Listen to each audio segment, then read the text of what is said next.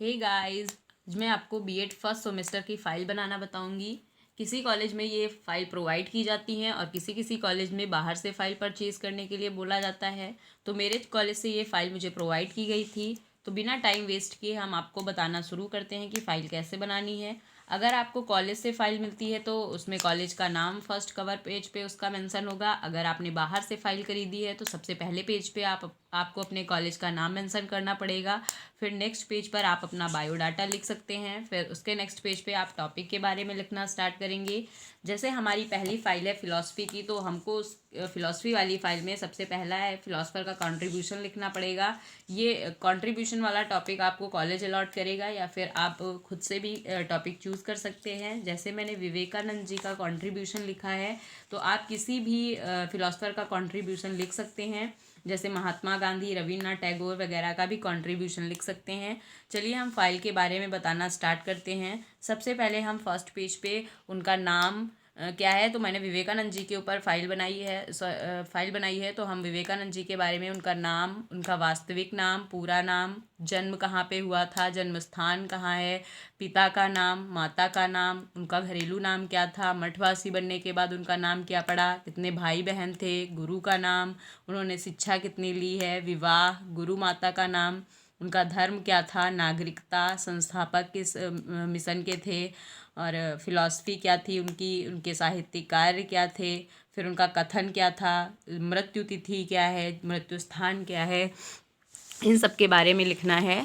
फिर next page पे हम लोग क्या करेंगे कि लेफ़्ट पेज ब्लैंक छोड़ेंगे या फिर आप उस पर क्रिएटिविटी कर सकते हैं या फिर कोई स्लोगन लिख सकते हैं। और राइट पेज पे आपको लिखना स्टार्ट करना है। तो मेरे कॉलेज से मुझे ब्लू और ब्लैक पेन के लिए बोला गया था, तो हमने ब्लू और ब्लैक का यूज़ किया है। अगर आप स्पार्कल पेन का यूज़ कर सकते हैं तो आप स्पार्कल पेन का भी यूज़ कीजिए। तो पहले पेज पे हम लोगों ने स्वामी विवेकानंद जी के जीवन परिचय के बारे में लिखा हुआ है। फिर लेफ़्ट पेज पे हम लोगों ने कोई स्लोगन लिखा है। आप चाहे तो कोई क्रिएटिविटी कर सकते हैं। उसके बाद हम लोग अभी जीवन परिचय लिख रहे हैं, तो जीवन परिचय लिखने के बाद फिर क्या करेंगे, फिर लेफ़्ट पेज पे हमने स्लोगन लिखा हुआ है। आप चाहे तो विवेकानंद जी की पिक भी लगा सकते हैं, उनका फ़ोटो लगा सकते हैं। फिर उनका जीवन परिचय लिखा हुआ है। आप चाहे तो वीडियो पॉज भी कर सकते हैं, पॉज करके आप वीडियो लिख सकते हैं। फिर नेक्स्ट पेज पे हम लोगों ने फिर स्लोगन लिखा है। उसके बाद विवेकानंद जी ने शिक्षा कितनी ग्रहण की थी, क्या किस कॉलेज से उन्होंने शिक्षा पाई थी, उसके बारे में लिखेंगे। फिर शिक्षा के बारे में विवेकानंद जी के विचार क्या थे, उसके बारे में लिखेंगे।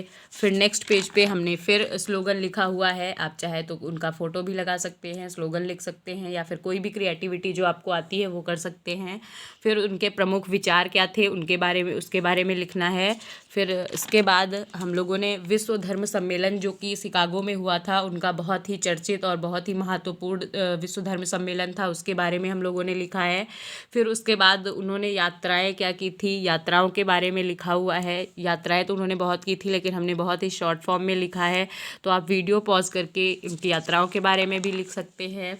उसके बाद कहानियाँ क्या हैं, उनका व्यक्तित्व कैसा था, अंतर्राष्ट्रीय युवा दिवस क्यों मनाते हैं, क्योंकि जो विवेकानंद जी थे उन्होंने युवाओं के ऊपर बहुत ज़्यादा ध्यान दिया है। इसलिए हम लोग क्या करेंगे, अंतर्राष्ट्रीय युवा दिवस के बारे में भी हर साल मनाया जाता है 12 जनवरी को, उसके बारे में लिखेंगे।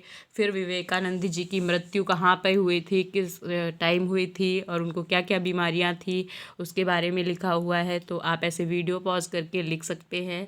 Thank you so much for watching.